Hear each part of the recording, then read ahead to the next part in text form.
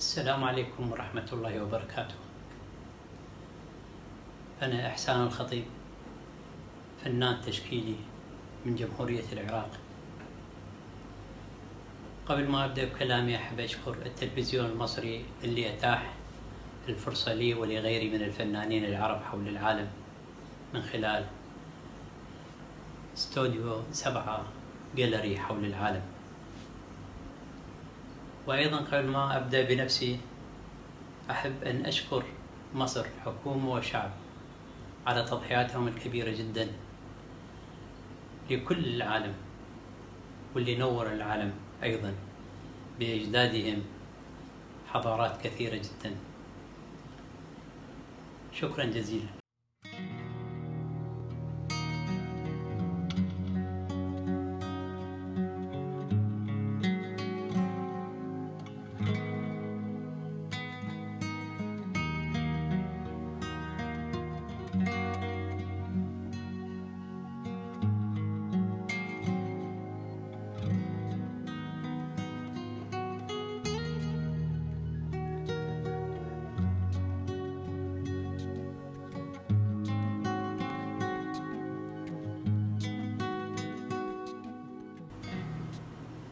أنا كفنان درست الفن التشكيلي وتخرجت سنة 1973 من أكاديمية الفنون الجميلة في بغداد، وحصلت على درجات أعلى اللي هي البوست جراديويت دبلومة وماجستير فنون جميلة من جامعة أوكلاند إيلام سكول أوف فاين آرت 2003.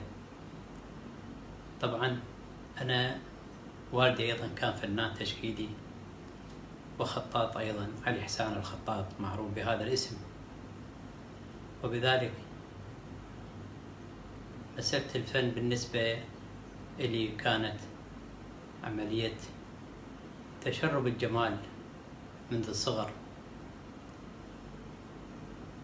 وبعد ذلك تدرجنا طبعا في الأساليب ما بين الواقعية وما بين التعبيرية والأكاديمية، ما بين الدروس اللي كنا ناخذها وتعلمناها، ما بين الأساتذة الأفاضل اللي درسونا في الأكاديمية وكانوا من خيرة الفنانين ولا خيرهم على من هم حاليا على أرض الواقع، لأنهم الموجودين اليوم هم تلاميذ فايق حسن ونور الراوي وغيرهم الكثيرين، لا يسعني ذلك. ولا أريد أن أتكلم عن الفن التشكيلي في العراق، فإنه أكبر بكثير عن هذه المساحة الزمنية اللي توفرت لي بفضل الله سبحانه وتعالى أن أكون على التلفزيون المصري. شكرا لكم. وهذا مرسم بسيط جدا هو موجود في البيت، وهناك مرسم آخر أمارس فيه أعمالي الفنية الكبيرة. وأيضا الله سبحانه وتعالى تفضل علي لتحقيق بعض الأماني اللي كل فنان يتمناها، وهي أن يكون له استوديو خاص به للرسم والتصوير، وكذلك جاليري يعرض فيه أعمال الفنية وأعمال غيره من الفنانين. وسوف أنتقل بإذن الله إلى بعض المحاور الأخرى في الجاليري الخاص بي، وكذلك في مرسم الآخر، فقط للتعريف بالفلسفة الفنية اللي أشتغل عليها، والتي هي المنظر الطبيعي والخيال. فإلى هناك.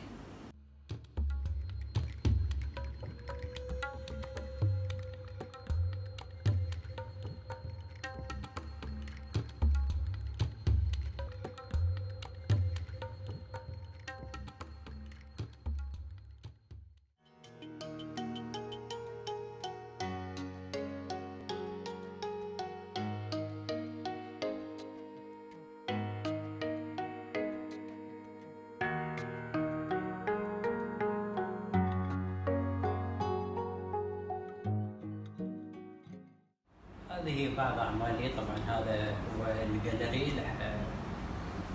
إن شاء الله ألف الكاميرا مشان يشوفون بقية اللوحات الفنية. أعمل دائما خبرتكم في بداية الحلقة الفلسفة اللي أشتغل عليها هي المنظر الطبيعي والخيال. نستمد كل هذه اللوحات قد تكون هي تجريد لوني، لكن كلها لها علاقة بالخيال. الموضوع الأساسي هو منظر طبيعي، اللاندسكيب. كذلك مثل ما تشوفون هاي اللوحات نفس الأسلوب تجريد، لكن فيها بعض العناصر ممكن تكون واضحة.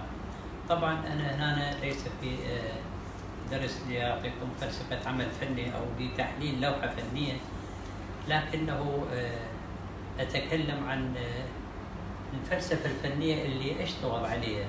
ليه أشتغل عليها؟ من تحولنا من التعبيرية إلى الواقعية، الواقعية التعبيرية، بعدين التجريد اللوني، بعدين المهم بالجمال كله هي عملية صناعة الجمال. موجود الجمال كله أمام عيوننا، لكنه حتى نعمل العلاقة بين الموجود وبين الافتراضي اللي هو احنا نسميها الصورة الذهنية. كمخرج السينما مثلا يقرأ القصة، الكاتب في عنده أفكار معينة، المخرج يعملها بأفكاره هو، يخرجها بأفكاره هو، والفنان أيضا يخرج الأفكار مرة ثانية، يحول الصورة الذهنية إلى صورة طبيعية لكن بمشاعره. بمعنى ذلك أنه لا شيء يدخل على العقل، كله يدخل إلى القلب أولا، من القلب يطلع إلى الكانفاس أو إلى الورقة، وبالتالي تكون مليئة بمشاعر الإنسان إلى الآخر. ممكن أن يتقبلها الآخر، ممكن ما يتقبلها. هذه لها علاقة بثقافة المتلقي. قد يكون إنسان يحب الكلاسيكية، إنسان آخر يحب الواقعية، إنسان يحب فنون نسميها احنا المشرقية والشرق الأوسط القديمة، أو الفيكتوري، العصر الفيكتوري وإلى آخره. لكنه أنا دائما الآن، طبعا هذا الآن أحب أن أرسم ما أحس به، ما أشعر به نفسي من خلال المحيط اللي أنا عايش به من أي أحداث كانت، لكن أرجع مرة ثانية إلى الطبيعة، لأنه هي بالنسبة لي المصدر الأهم للإلهام، المصدر الأهم للجمال، وبشكل آخر بعمق آخر لأي شيء جمالي يخرج من الطبيعة وينتشر إلى الآخر من خلال فكر الإنسان، من خلال خيال الإنسان وإلى آخره. هذا الفكر اللي أنا أعمل عليه بالأعمال الفنية.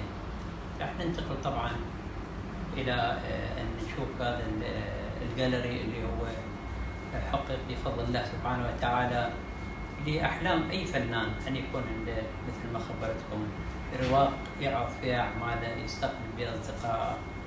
يعني المهم أنه يكون عنده متنفس إلى الجمهور الآخر.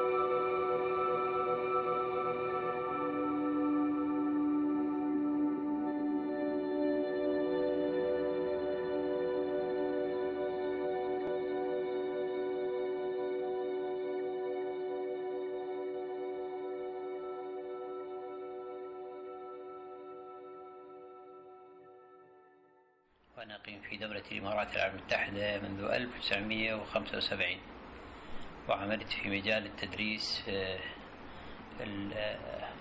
العام، ابتدائية، إعدادية، ثانوية، وحتى الجامعة منها. خلال مسيرتي الفنية شاركت بعشرات المعارض، طافت 100 معرض بكثير الجماعية طبعا في كثير من بلدان العالم، وكذلك في الإمارات. وأيضا أقمت عدة معارض شخصية في الإمارات، وكذلك في نيوزيلندا، في العراق. وأيضا يعني مسيرتي الفنية طويلة جدا، لأنه منذ التخرج وقبل التخرج من الكلية أكاديمية فنون جميلة 1973 وأنا أشارك في معارض، لأنه أبي أيضا كان فنان ورسام وخطاط معروف باسم علي حسان الخطاط. وهذا الرواق أعرض في أعمالي، كل أعمالها أعمال مائية مثل ما تشوفوها، وقسم منها ألوان أكريليك، ألوان، وكذلك هاي لوحات فنية لكثير من الفنانين أعرض لهم طبعا في هذا المكان. يستفيدون أخواننا الفنانين من هذا المكان، وهو متنفس حقيقة. هاي أحد لوحاتي اسمها الجنة، هي حقيقة من ضمن مجموعة من 3 أعمال فنية. بعض القراءات عن كيف تكون الجنة، وين ساكنين الصحابة، وين قاعدين. طبعا أخذتها كلها لأن أنا أشتغل على المنظر الطبيعي والخيال، فسرحت بخيالي ورسمت ما رسمت.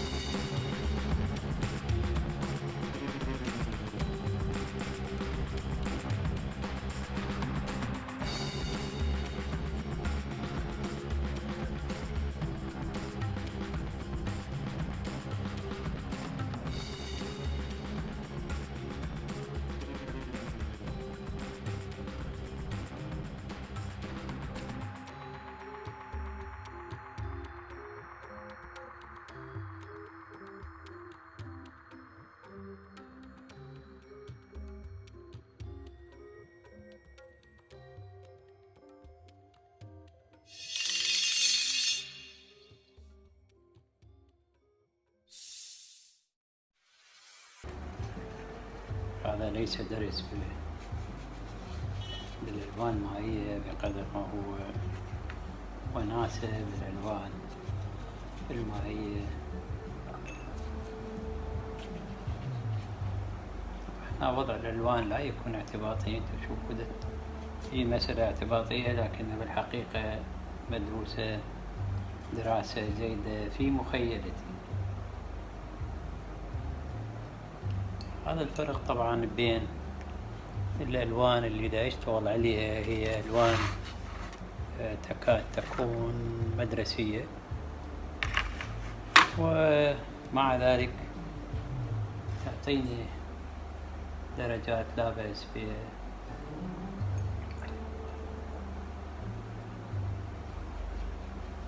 بس لازم أخلي الفرشاة تلف كتير على الباليت حتى أقدر أنتزع اللون منها انتزاعا.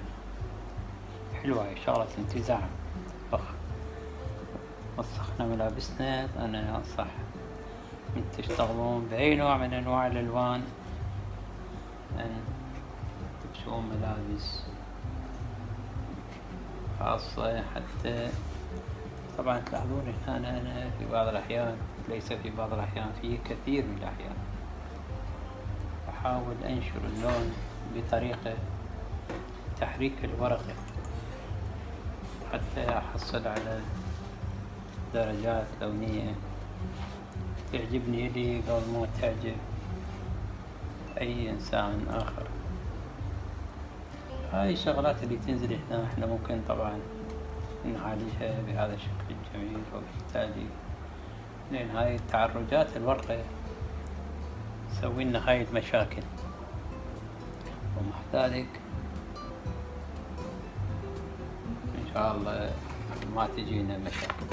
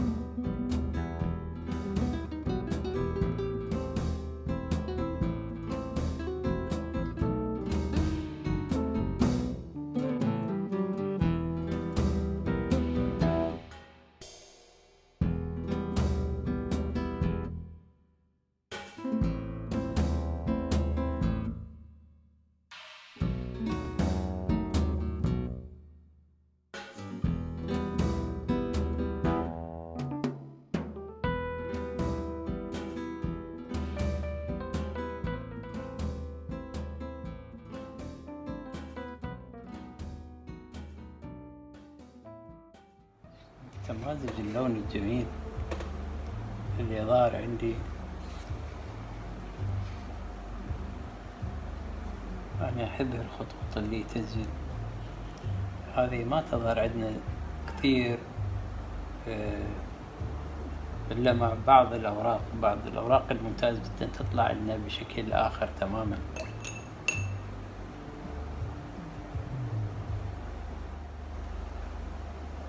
يعني نسميها موسيقى لونية.